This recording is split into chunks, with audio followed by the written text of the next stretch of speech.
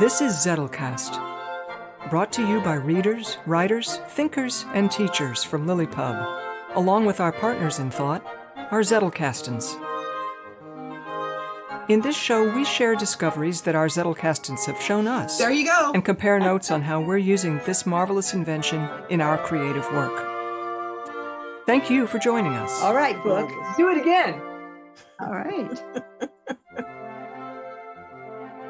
Episode 1, Juicy Topics.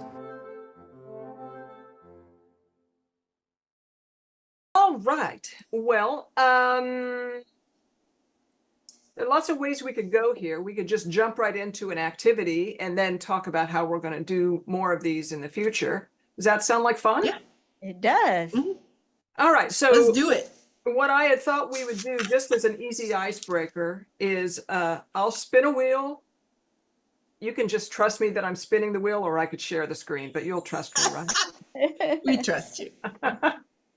I'll spin a wheel, and that will choose a letter or a number, because I happen to have 0 through whatever in my index as well, in case you do too. So I'm going to spin that, and then we'll each look into our indexes and find a juicy topic. And discuss, and what makes, whatever you think makes it juicy. It might be you've got a card full of such, these topics all over your Zettelkasten, or it's just something that really jumps out at you. You can just choose, and we'll go around the room and learn about each other a little bit and how we index things. So I'll do the spin. Are we pulling an index card or a main card? We're gonna look in our indexes, and we're gonna look in the letter Y, and then you're gonna pull a topic, a juicy topic that you find under letter Y, and that will probably have main cards that you want to pull. So this could take a little bit of time, and we'll figure out all of these ways to nuance it a little bit later. So letter Y. We all look now? Okay.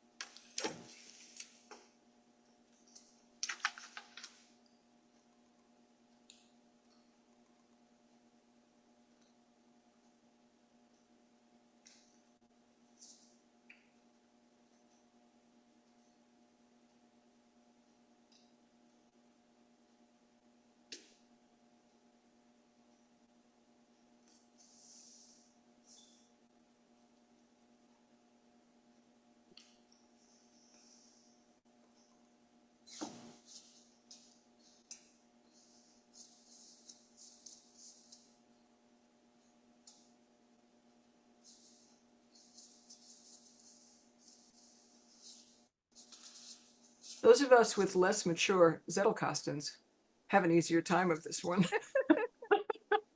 I had to cheat. Too. I'm already the F student. I don't have anything under Y, so I had to go 2. one letter back to W. Actually, 2 letters back. There you go.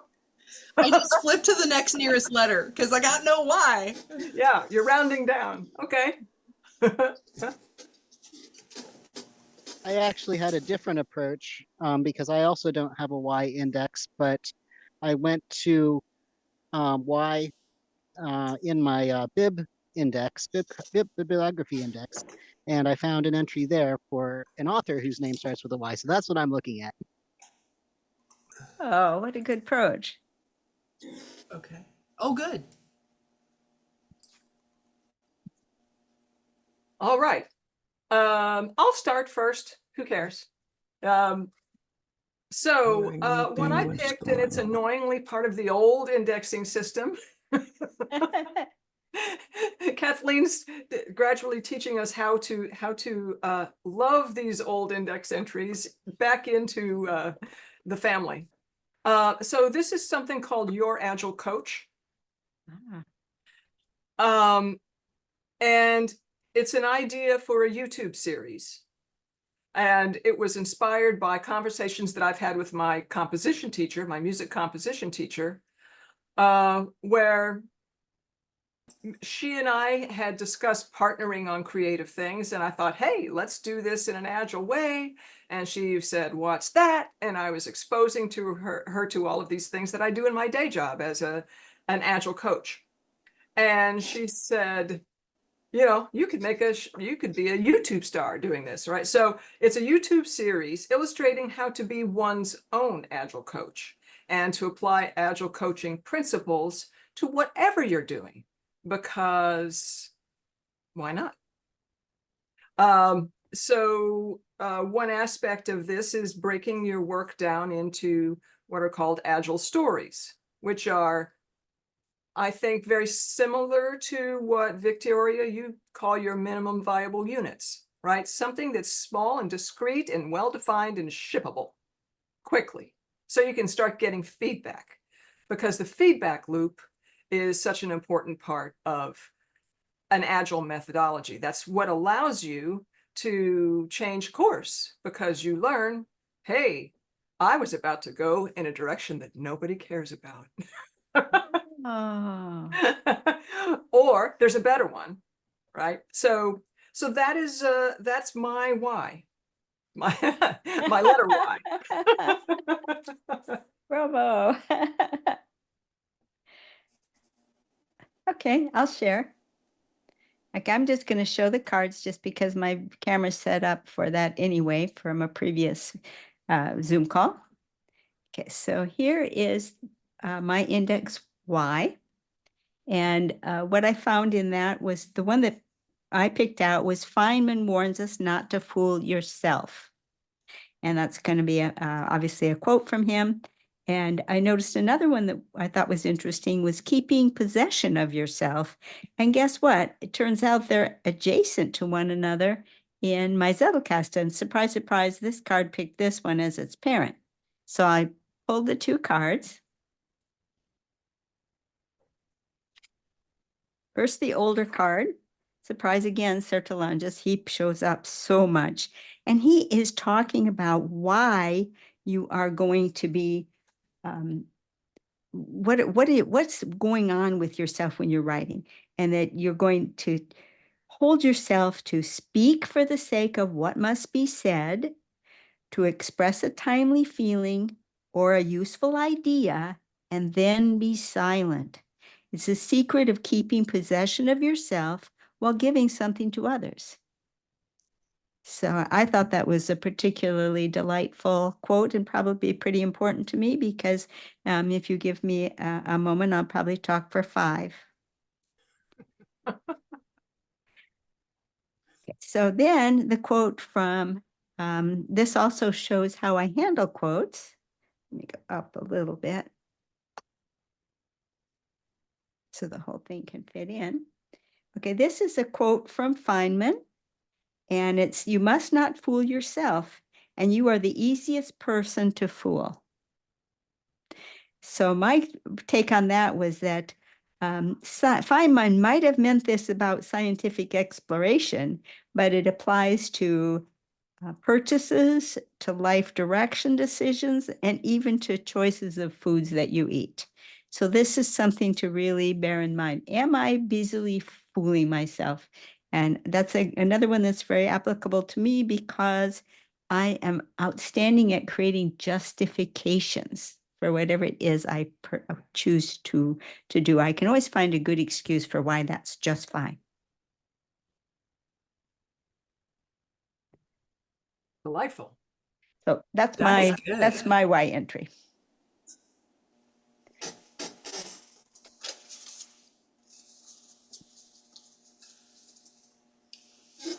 Okay, I can jump in and go. W. So I went to the next available letter where I had things, which is W.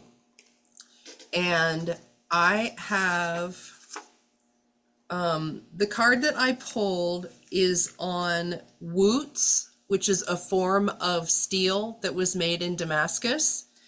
And it's filed under Woots, but it's also filed under Metallurgy, which is where the main cards for this exist.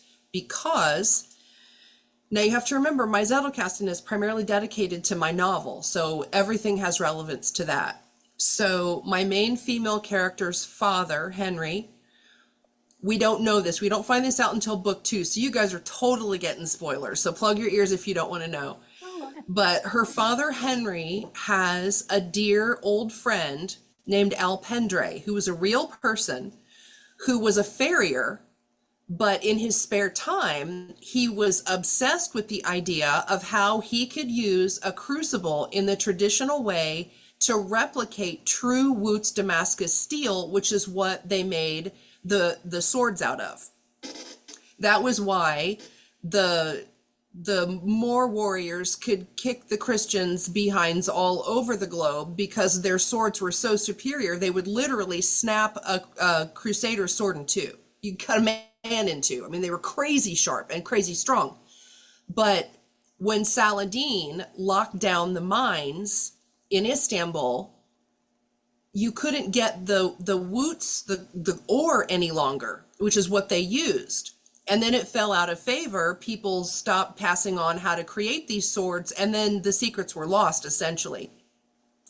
So Alpendre, who's this little farrier living down in Florida, got a Jordanian miner who's also interested in swordsmanship, and a couple of scientists from Yale. They all trundled down to his backwoods farm in the swamps of Florida, and they spent 5 days with the crucible figuring out how to recreate this steel. And what they discovered was, when the man from Jordan brought some of the original Woots ore that he was able to get from that mine with a grant from the government, they did the pieces and put them under the examination tools. It's kind of microscope, but different.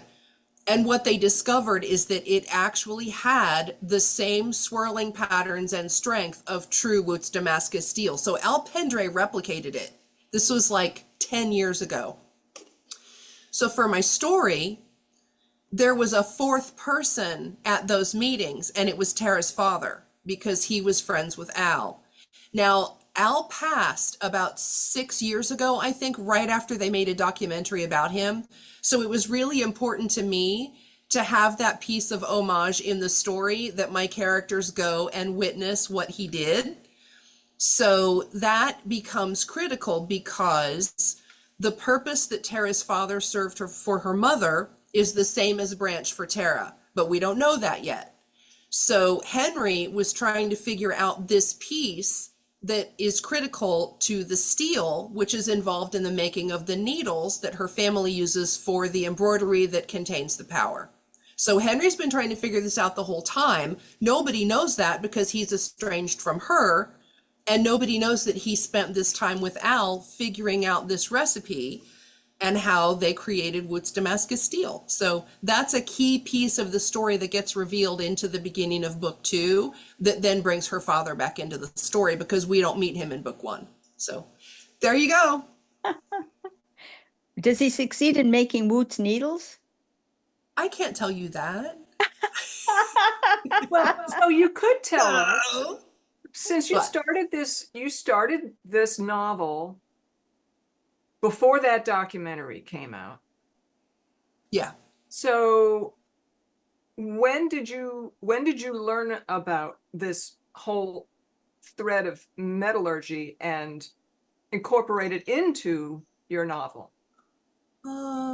I originally, the tagline in my head for the book was always skin, fiber, dye, steel, and stitch. I've always repeated that. I always knew those were the 5 critical components for the story. The thread, the fiber, I had that nailed. The stitch, not a problem. The fiber, good. The steel, I couldn't figure out what that was going to be. Well, as an embroiderer, I have a lot of experience with with different kinds of needles. And I thought, you know, if I could somehow tie that back to the Crusades and Damascus steel, that would just be cool. So that was always kind of back there somewhere. And then when I started doing the research, I ran into a paper that Pendray and Pendergast wrote years and years ago that was on impurities in Damascus steel. Okay, here's a spoiler. I'll give you a little spoiler. The critical piece, and if you've read any of the story, you guys you'll get this. A critical piece of how they made the strongest steel and how Al was able to duplicate it was fresh green leaves. He pulled them off the tree, he threw them into the crucible. He knew that there were legends because he'd done all this research about there had to be certain impurities in the crucible in order that the ore and the water and everything separated at the right temperatures at the right time. All of that goes into why the steel was so strong. And Al was able to figure out from his research in the mythology of sword making and just his own interest that it was fresh spring green leaves, which is why they always poured those swords in the spring, because they needed the fresh leaves. So that's a critical piece that they discover in book 2. They're still trying to figure this out. And because that's one of the reasons why Branch is a former botanist studying Phyllotaxis. Because of his Zettelkasten, he sees these words together on the card and realizes it's the leaves, it's the green matter. That's what's important. And that's how they're able to accomplish the task that they're trying to accomplish. So I discovered Al about a year into that process. And then I was like, oh, there's my hero guy. He's going in the book. Wow. Brilliant. Brilliant. It's a long way around the barn, but it's fun to get there. Yeah. And I love how the Zettelkasten shows up in multiple ways. Yeah. It was the key. It truly was the key. Yeah. Yeah. Yeah. It had, if I had not had that tool, and this is the honest truth, if I wouldn't have had the tool of number 1, having everything together in the index so I saw it all together, and then being able to go and pull those pieces of information so that I didn't have to hold it all in my head, I could just lay the cards out and draft it, there's no way I would have figured all that out. There's just no way, because it's too much to hold in your head. At least it was for me. But once I had it all indexed and researched and it just percolated, I like to think of my Zettelkasten as a little cauldron. It just percolated in there. And then when I pulled it all out, I just knew that's the answer to how the steel gets made, and that solves their problem. That's thrilling. It is. It's so geeky, but I love it. It's just so cool. It's better than magic because it's real. I think that we users of Zettelkasten can proudly wear the label geek. We own it. Right? Yeah. I've got the university shirt. All right, Mel. What's your nearest neighbor to the letter Y that you've chosen? Yeah, because I didn't have any Ys in my index, but in my bibliography index, I did have one entry for Frances Yates and her book, The Art of Memory. And that was actually the foundational work that I read to get started in my research on Raymond Lull, which is what, of course, what I'm writing about now in my newsletter, and his sort of memory system that is not like the Memory Palace line of memory systems. He came from a different stream. He came out of philosophy. The other one came out of rhetoric. But so I actually have a whole bunch of cards. I've got like 3 bib cards, which is a lot for me for this book. And rereading through some of this as part of this exercise, I'm actually seeing things that I had sort of forgotten, even though I read this pretty recently, and I can actually use in my current writing. So I'm really glad that I ran across this. But like talking about triads, which are sort of built into LiLL's system, sort of inherently by the very structure. And in here, I'd made a note that memory, intellect, and will were the three parts of the soul in Augustinian thought, which he would have been versed in and working with. So yeah, I mean, there's a lot of good stuff on this card. I don't know how much you want me to go into, but Whatever you yeah, find that's all. irresistible. Yeah, well, the I had made a note to myself in here because I had noticed the triad structure, and my idea at the time was I had asked myself, what if the triad structure is fundamentally human? And therefore, the figure of Christ as both God and human transforms God into a triad as well, human and God reflecting each other forever. I think that's an interesting idea. I may do something more with that at some point, but that's what jumped out at me with seeing all of these triads built in. And of course, LiLL had developed his system to try and convert Muslims and Jews to Christianity by, explaining how much more logical it was. And so with this sort of Trinitarian, like inherent basis to it, it couldn't help but go that direction, with the same starting point. Like, you guys only have one God. Well, it should actually be a three-part God. So, and, that's all. Then I had noted that memory, intellect, will, the three parts of the soul, as an earlier strand of thought that was affecting LiLL. And so, the whole three parts of things is deeply embedded in the thought in Europe at that time. So, yeah, I guess that's all I've got to say about that for now, but certainly a fascinating topic. Very Awesome. cool. Fantastic. And Yeah. I love your pivot. It's like, well, I don't have something in the index card, but I do have an author. Yeah. Nice. Yeah. Nice. Hey, Deb, you want to play? I think you're muted.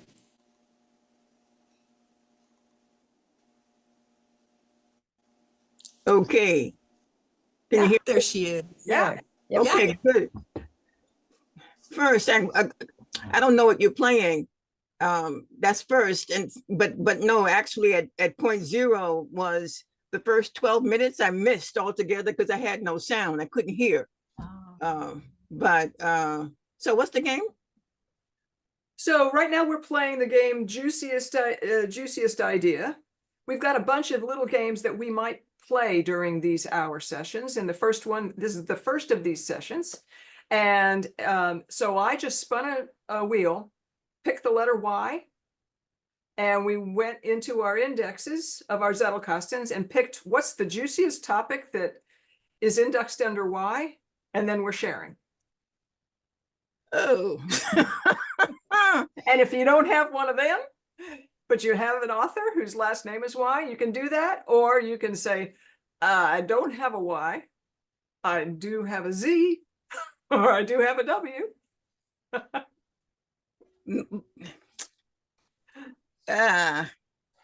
No. What do I have? I'm looking at this little.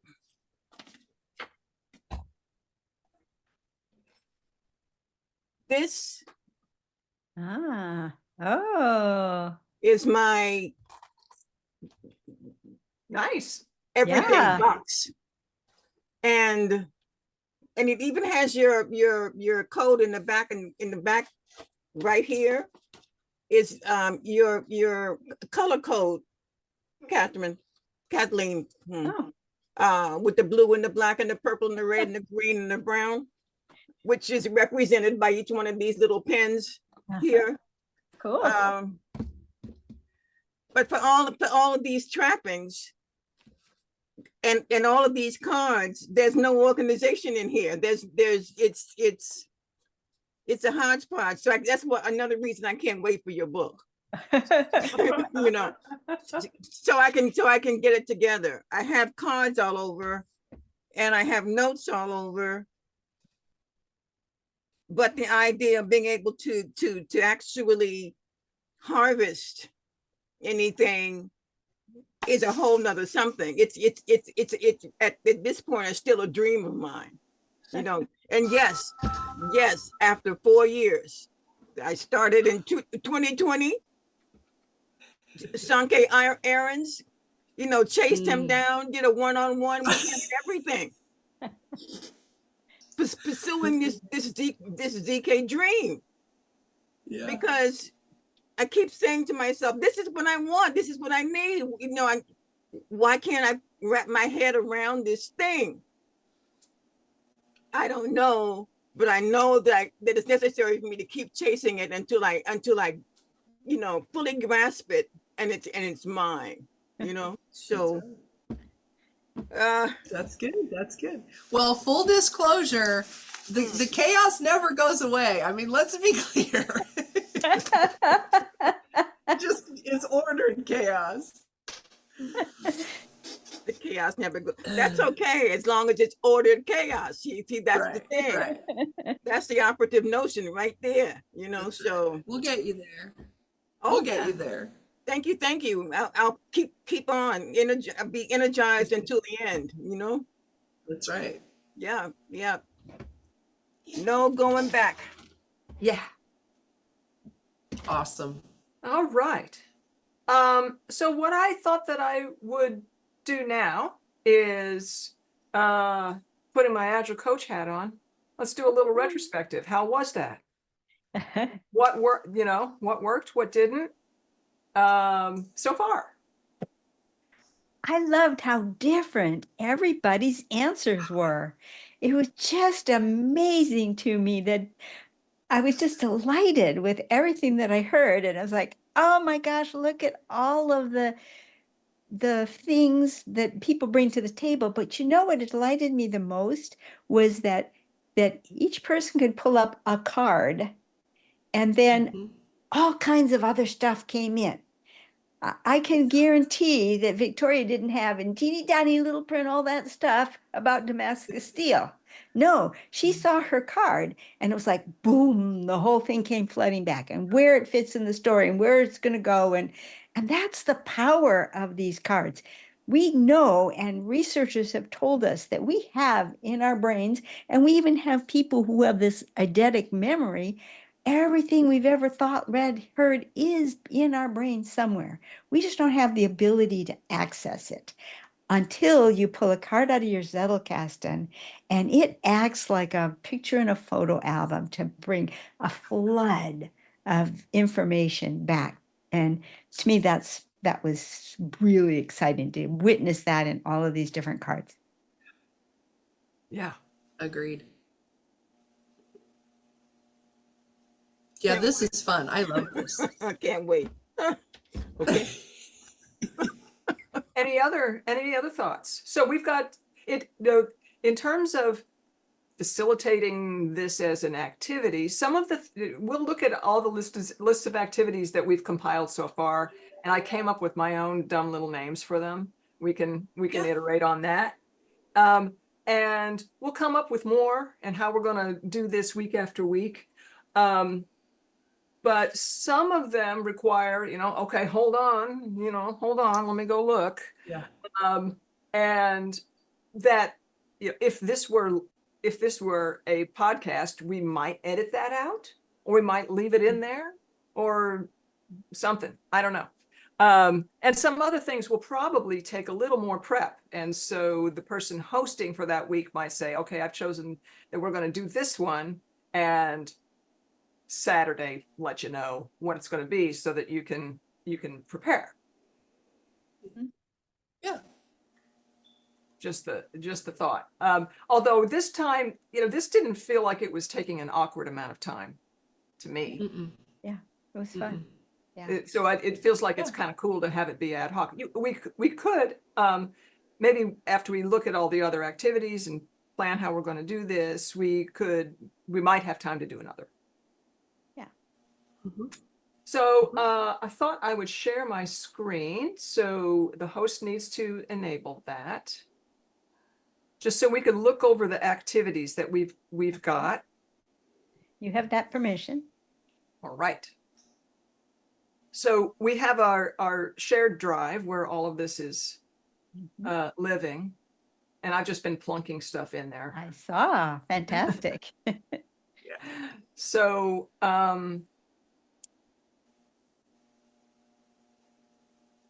yeah, I'll hold on.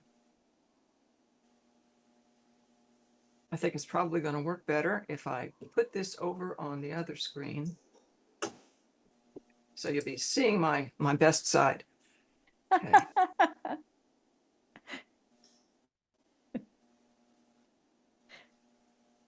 All right. So this is the Google Sheet where we've got these are my dumb little names for each of the things. So yeah, so we brainstormed this in a chat, and Make it bigger? I certainly hope I can. I imagine if I do one of these jobbies, it gets bigger. There Yes. you go. All righty. Is that readable now? Yes. Yes. Awesome. Okay, so what we just played was Juiciest Topic. And just to review what we had come up with in a little brainstorm before, just in chat, I'll just go in order. So most irresistible idea. What was your most irresistible idea this week? And you might share the bib card and the main cards that resulted from it.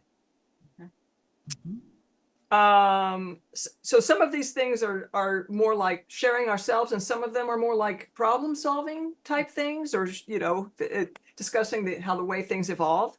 So where to file it? So just picking some card. Maybe it's one you haven't filed yet. Maybe it's one that you just did. Whatever. Where would you file this card? And pretend that each of us wrote that card. What would be chosen as the parent in your Zettelkasten? I think that one will be fun. Yeah. Actually, I think they'll all be fun. Yeah. Yeah. I think so too. Let's say we were all reading the same book. Compare bib notes. Yep. Now this idea, inspectional Zetteling, right? I think about this all the time. So I think about this as a story I would love to write, or I would love for us in LiLLiPub to write together or whatever. I'll just share the whole idea. The whole idea is I call it Roanoke. Roanoke. And you know about Roanoke, and it's a mysterious disappearance of a whole colony. Well, what if that colony, what if you look down and there was a time capsule set in there, and all of the leaders of Roanoke left their Zettelkastens for you to find your way That's around all of awesome. their wisdom. I'm in. We reincarnate the denizens of Roanoke. Maybe we learn where they went. Wow. Yeah. Or maybe, maybe Roanoke is set in the future, whatever. Yes. But Yes, we saw the green light and heard the pulsing. Several of them are going out to see what this broad circle of green light means. I think I'm going to join them. Last card left on desktop. yeah. So if you were That's just faced awesome. with a Zettelkasten and you wanted to make heads or tails of it, what would you do? And maybe we could, lead ourselves around, I mean, who wouldn't want to have an afternoon alone with Zeke? I want an afternoon alone with Zeke. Talk about a torrid engagement. Oh man. Yeah. Oh, the secrets. The cards I slip back fast in the index. Oh, I can't show them that card. That's right. That card's naked. That's awesome. So the next one, adopt this card. So let's say you found a card in your Zettelkasten and it's just got no children. It's got no parents except for a dead category. One, you can think, okay, where to file it, but also where would you file it? Does somebody else want to, it's a kind of a variation on where to file it, Yeah. I suppose, but it's like a gift exchange, the white elephant. Yeah. yeah. Oh, that's a great name for it. That's good. White elephant. That's very good. So it is said, so it is done. Okay. And the next one is unearthed from the archive. So we've all got journals, and one of the a countless number of light bulb moments was when Kathleen showed how, well, this is what I do with my, she said, how to capture a flood of ideas. And it was just I think you demonstrated, well, I just put it on one of my legal pads and these things are numbered. And then when I make a main card out of it, this is what happens. And you've talked about chipping away at all of the journals you've been keeping prior to your having a Zettelkasten. And, if some of us have been doing that for some time, what's the most, what are some of the recently installed observations that you got from years ago journals? Or impetus to get back to doing it? Yeah. Yeah. Yeah, if it's like we decide on a Monday, this is what we're doing next Monday. Now get busy. Yeah. I love homework. You're that student. Seriously. Yeah. It's who I am. So Zettel conversations. So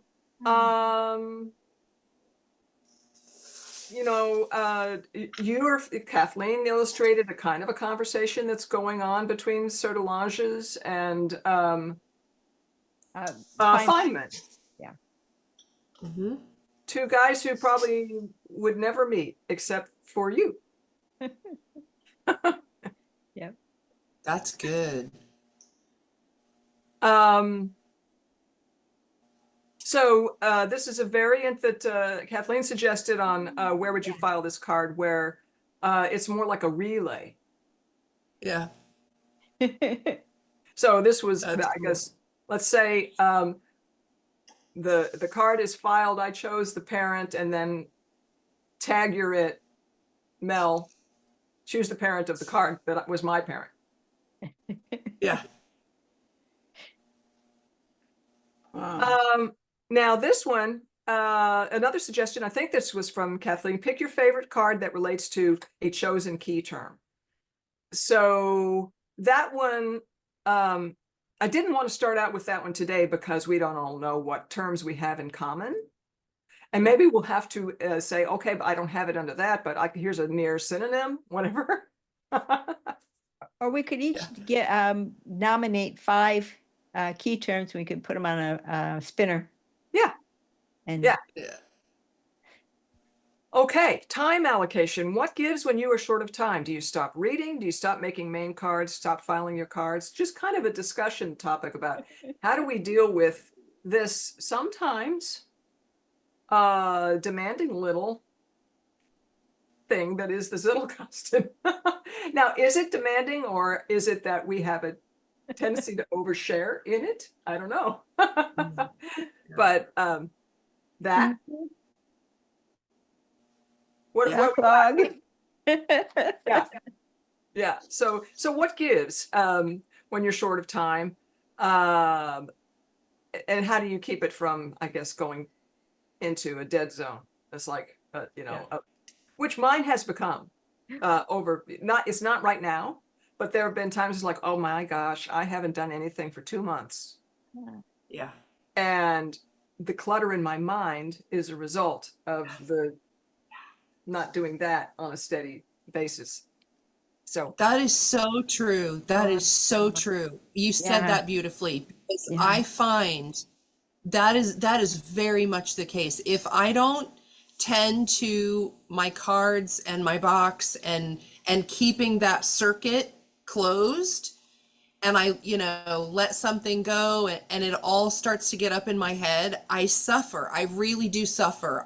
I feel like everything's disorganized. I can't think. I can't focus. It's crazy how much it affects you. But just knowing that, everything is where it needs to be, or, it's at least in the chaos bin, like, it's okay. It's taken care of. I don't have to worry about it. That's so true. Yeah. It reminds me of Deb's piece. Deb, that piece you wrote, writerly notes, writerly love notes. Yeah. That describes exactly this. It's so beautiful. May I read it? Sure. Yes. Okay. Not writing daily constipates the mind. Reading without writing is living loss. Zettelkastens writing reveals the untold find. Consistent public sharing creates secret sauce. That was so beautiful. Yeah. Thank you. Yeah. That is it exactly. Mm. It's so ridiculous how such a simple thing can have such a profound weight in your life. I mean, I literally can say from the time that I got Scott's first newsletter and really dove into his book to now, he says there will be your life before and after. And I thought, yeah, right, Tony Robbins, whatever. But it's so true. This has affected me in such a deep and profound way. And that's not an overstatement. It really has. And how crazy is that? It's a bunch of note cards. But wow, it works. Yeah. But it's not the note cards, it's what they allow you to do. Yes. Yeah. Yes. Yeah. Mm-hmm. That's the Yep. thing. Like you, Yeah. it was you, Julianne, who talked about being able to see your own mind working, or being able to see yourself think.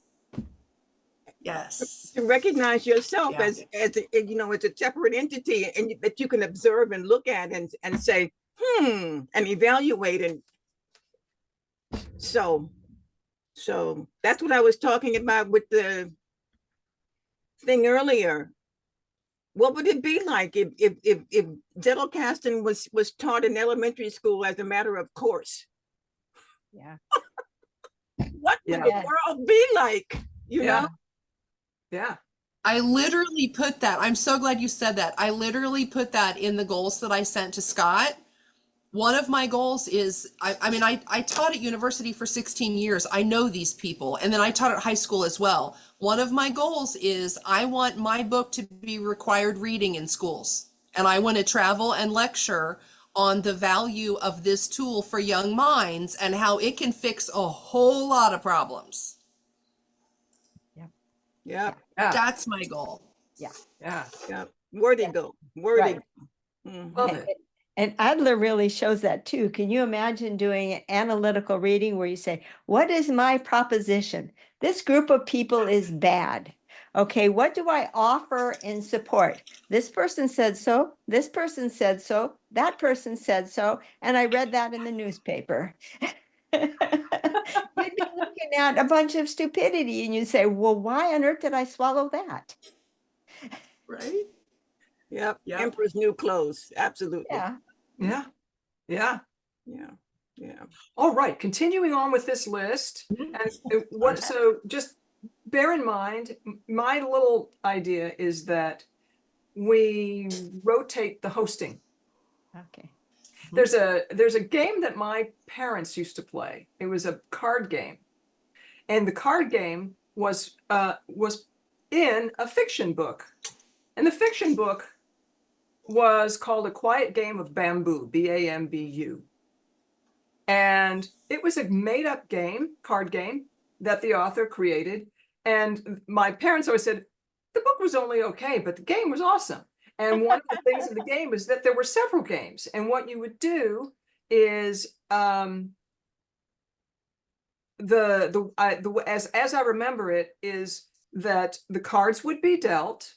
It would always be the same number of cards, but you would rotate who is the game master. And the game master looks at his own cards and the games that haven't been played yet and chooses the best one for himself. Cool game.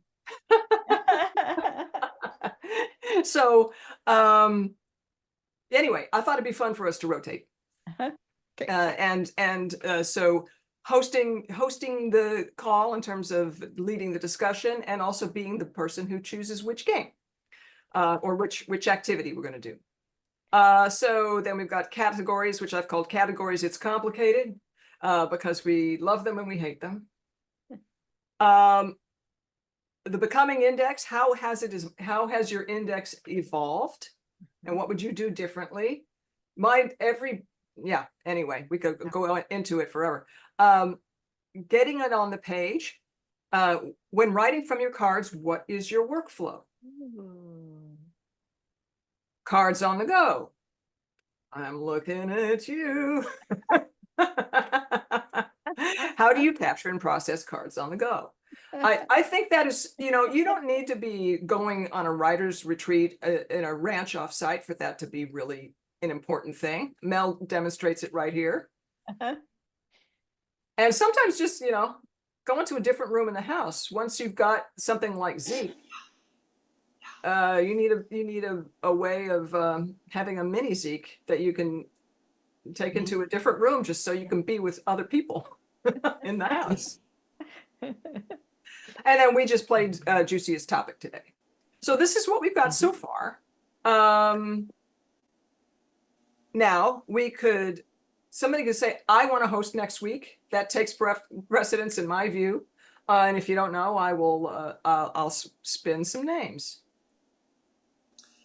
Can't be me. I would totally do it, but it can't be me. Yeah, it'll be you in the future. And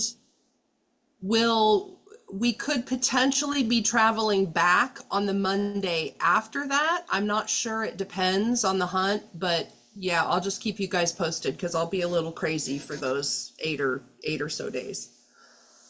Okie dokie. I'm willing to do it, but if somebody else wants to do it, I'm also willing to not do it.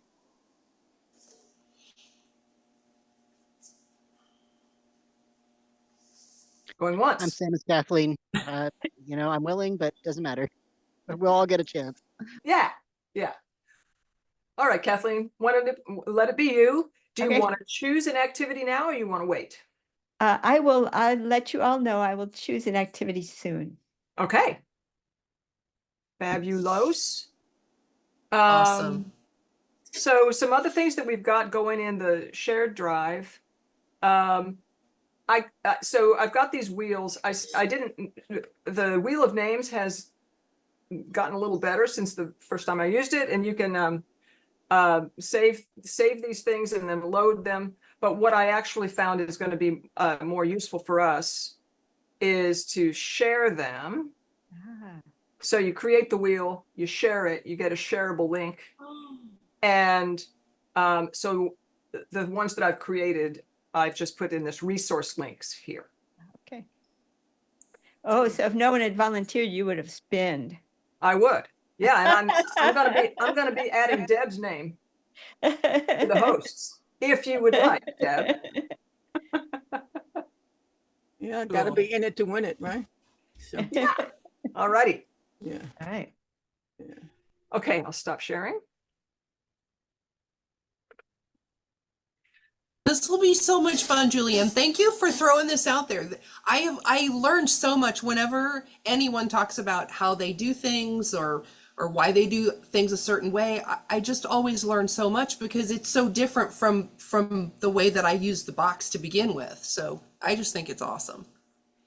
So it seems we have one topic that we haven't discussed yet, and that is who's going to edit the recording and where is it going to be posted? So I'm happy to edit it. Not that I'm any good, but I'm happy to give it a shot. So I think that this should be a production of LiLLipub.org. Oh, okay. And LiLLipub.org doesn't have a YouTube channel, but it could. It could. And since it's a member, LiLLipub.org is a member-owned channel, it's only temporarily my property, but I'm just caretaker. So do you want to go ahead and start us with a YouTube channel? Sure, I'll Yeah. start it. I'll start it as mine. I'll call it LiLLipub.org, Yeah. and this will go in a playlist Yeah. called Zettelcast. Yeah. Oh, fabulous. Cool. Yeah. And My TV. Yay. yeah, so the idea that I had, so hats off to Mel, because at our fusion writing group in LiLLipub.org, we had Matt. He never takes his hat off. But there was a quote that a bunch of people wanted to put into their Zettelkastens, and he shares that you might be interested in where this went. And then other people shared, and it went into completely different places. Yeah. The same kernel. Your And quote. Yeah. and it found different homes. Made me make a card for the thing I had said too. But that whole thing was just so cool. Let's have that times 10. And I love watching YouTube shows where people who are interested in the same thing and like each other Uh-huh. just have conversations that are ostensibly around that topic. It's Sounds great. fun. So I love it. that's the idea. And it shows people also a little bit about the camaraderie that we enjoy in LiLLipub. It does indeed. Yeah. It does indeed. Awesome. All right. I think that's a wrap. So The wrap? actually, I've got one more thing, if we can. Yeah. Have any of you read the book by Hermann Hesse called The Glass Bead Game, or it is also called Magister Ludi?